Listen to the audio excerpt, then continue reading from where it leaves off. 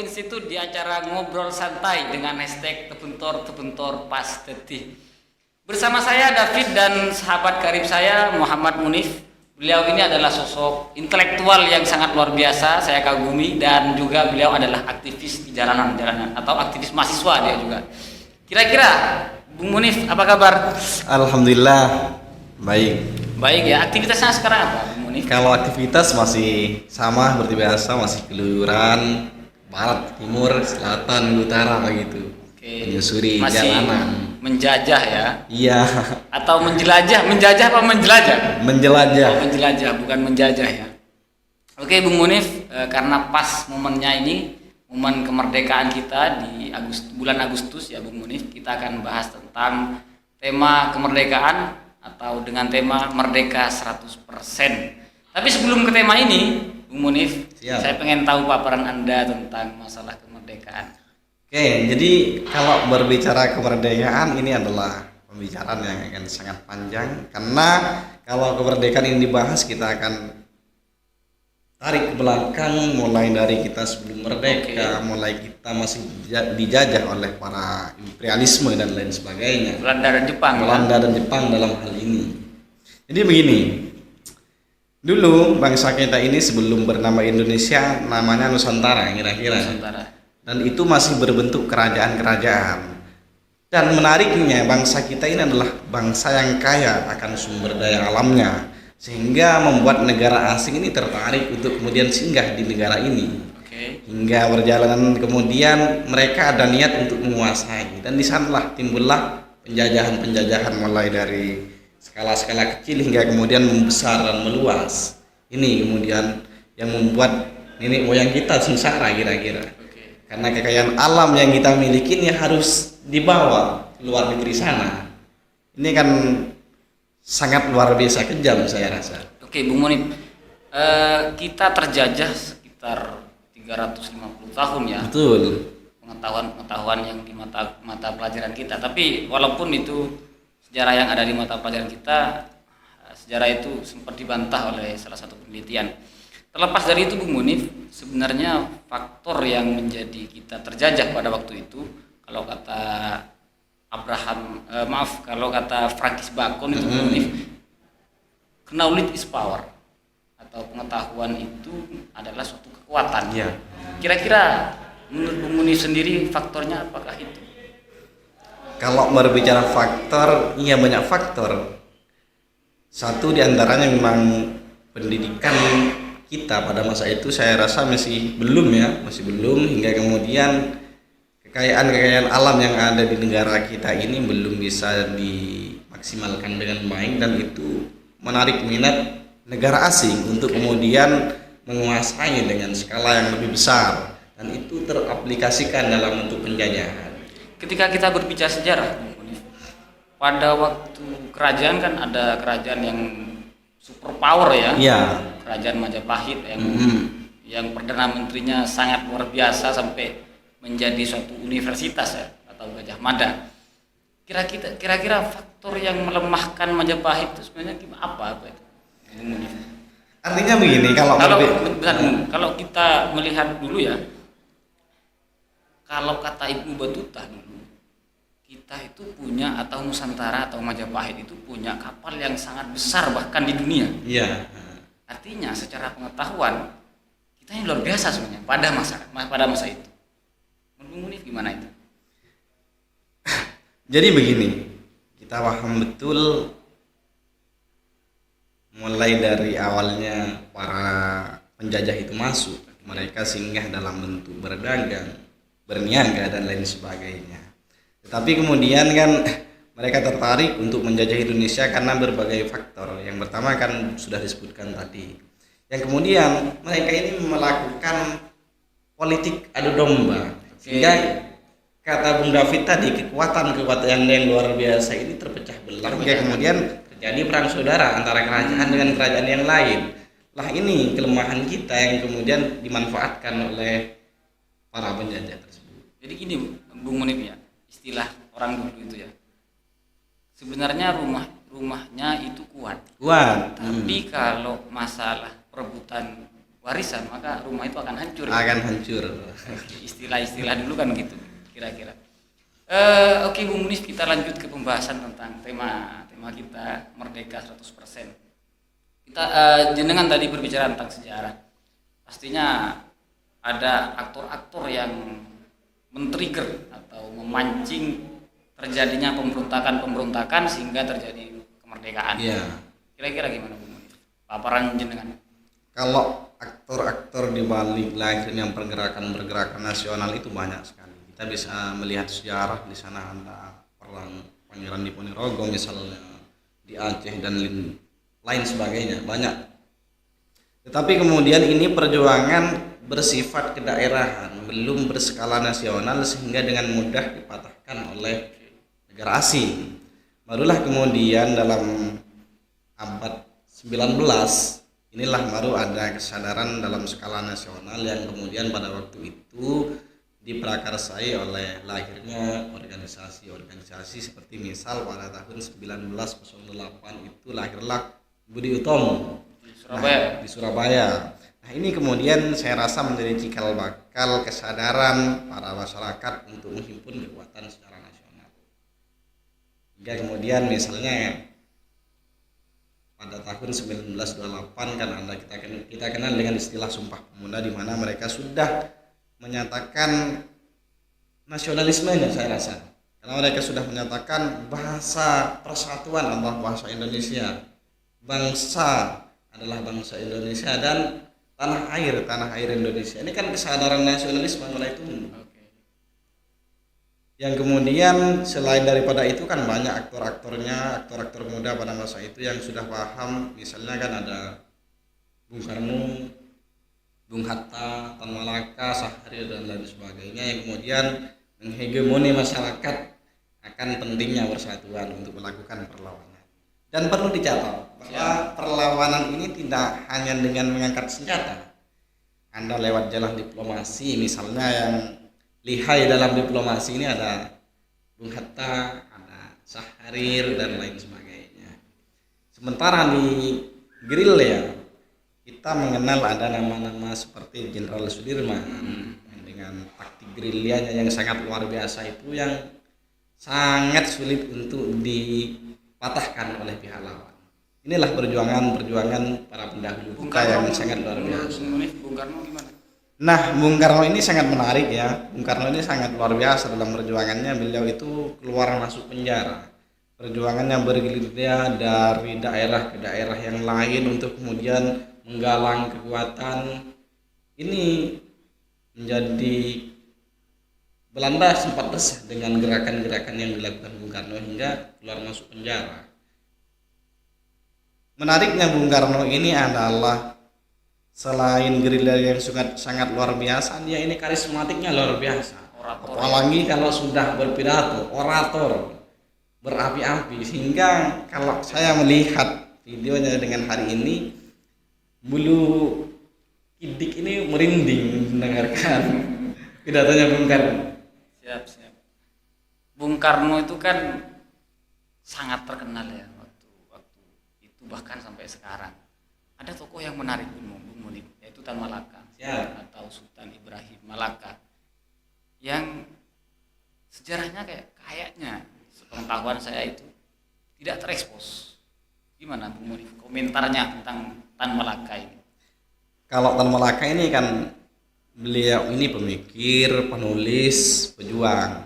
Bahkan dicatat dalam sejarah Bung Karno ini sempat terinspirasi dari Tan Malaka. Konsep republiknya ya. Dalam bukunya Narda Republik Indonesia itu Bung Karno kan dipenjara karena ketahuan membaca buku itu. Artikel barangkali pada masa itulah. Tan Malaka ini adalah pahlawan. Kenapa kemudian ini tidak terekspos? Ini saya rasa ada unsur kesengajaan karena nama ini hilang pada masa Orde Baru. Berbicara Orde Baru ini kan kita sudah paham betul bagaimana pada masa itu demokrasi kan mati. Barangkali kalau dan Orde Baru sangat anti dengan PKI. Background Tan Malaka itu PKI. Ya, PKI. Barangkali ini khawatir kalau nama Tan Malaka ini muncul semangatnya akan lahir kembali. Barangkali dari situlah Tan Malaka ini sengaja dihilangkan dari sejarah. Artinya siapa pemenang kekuasaan Ya disitulah pembuat sejarahnya. Betul, ya. betul sekali. Bahkan konsep tentang merdeka 100% kita ketahui dari Tan Malaka ya. Iya betul. Saya minum dulu. Oke, sambil ngerokok Bung Munif, saya sampai lupa. Kalau tidak salah hashtag yang Bung David bawakan tadi itu Tan Malaka juga ya. Malaka. Tebuntor pasti. Iya, terbentuk.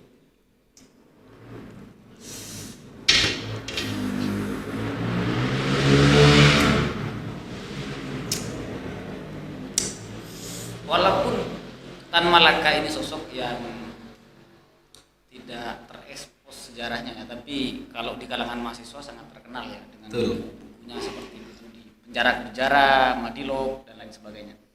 Iya, kalau misalnya bukunya dari penjara ke penjara itu kan semacam autobiografi. Kalau ada apa tadi Madilog, materialisme, dialektika dan logika itu kan konsep atau gagasan atau pemikiran Tan Malaka. Ada lagi yang biasanya sering dibaca oleh para mahasiswa. Apa itu? Itu Gerpolek, gerilya politik dan ekonomi. Itu gagasan-gagasan Tan Malaka tentang politik, perjuangan. Jadi kita tidak bisa memungkiri bahwa sejarah kita ada sosok yang sangat luar biasa seperti Tan Malaka. Betul. Walaupun sejarah itu sempat dihilangkan oleh masa Orde Baru ya.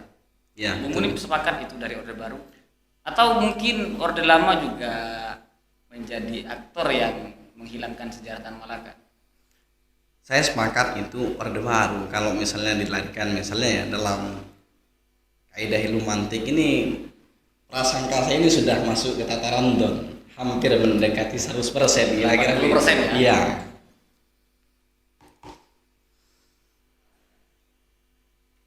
Rokok dulu Bung Munif. Siap. Karena kalau aktivis itu kan nggak ngerokok, katanya pikirannya mandek. Betul sekali. Jadi gini, Bung Munif, konsep kemerdekaan 100%-nya itu gimana? Kita bahas tema sekarang. Jadi begini, secara sederhana merdeka itu saya tawarkan ya yang dipaparkan oleh Ki Hajar Dewantara. Merdeka itu adalah selamat raganya, bahagia jiwanya. Dalam artian selamat raganya, bahagia jiwanya. Ini mengandung makna yang sangat luar biasa. Ini saya anggap ini serasi dengan merdeka 100%. Bagaimana kemudian merdeka 100% ini adalah merdeka secara total, secara penuh, tanpa ada embel-embel negara asing, tanpa didekti oleh negara luar. Ini. Nah, sampai dengan hari ini saya rasa kita belum merdeka 100%. Kalau tidak salah merdeka 100% itu kan kata-kata yang diucapkan oleh Tan Malaka. Tan Malaka Itu menyindir siapa Bung Munif? itu menyindir Bung Karno dalam hal ini karena suka berdiplomasi Dengan Jepang ya? Dengan Jepang dalam hal ini. Kata Tan Malaka secara sederhana begini, ayo kalau merdeka kita susun dengan sendiri kekuatan bangsa ini tanpa melibatkan negara lain. Kan seperti itu. Maling kok diajak diplomasi. Maling kok diajak Maling itu diplomasi. harus dipukul ya sebenarnya. Maling kata harus Tan Malaka. digebuki. Digebuki. Oke, jadi merdeka 100% itu artinya kita tidak dikontrol oleh negara lain ya. Betul. Baik dari segi ekonomi, politik. dan lain sebagainya. Kira-kira Bung Munif, kita sekarang ini sudah di tahap merdeka berapa persen kita sekarang? Kalau disuruh mengkalkulasi sulit ya, karena ini banyak faktor. Artinya- Harus ada statistik. Artinya kalau nggak sampai mengkalkulasi. 100% ya. Kalau 100% masih jauh, Kita bahas satu-satu. Ekonomi gimana? Ekonomi kita rasakan sendiri bagaimana di tanah yang subur, di negeri yang kaya raya akan sumber daya alamnya, tetapi pada kenyataannya rakyat kita masih dalam kemiskinan. Bahkan negara ini masih terlilit utang yang sangat banyak. Ini bisa disimpulkan sendiri kan. Bagaimana kalau berbicara ekonomi kita masih jauh dari kemerdekaan yang diinginkan oleh para pendiri bangsa. Padahal secara sumber daya alam ya tanah kita luar biasa. Luar biasa. Kita negara yang agraris. Selain itu juga kita negara yang maritim, kelautannya juga sangat luar biasa. Luar Tapi biasa. tidak bisa dimanfaatkan oleh pemerintah ya. Selain ekonomi, pendidikan kita gimana sebenarnya?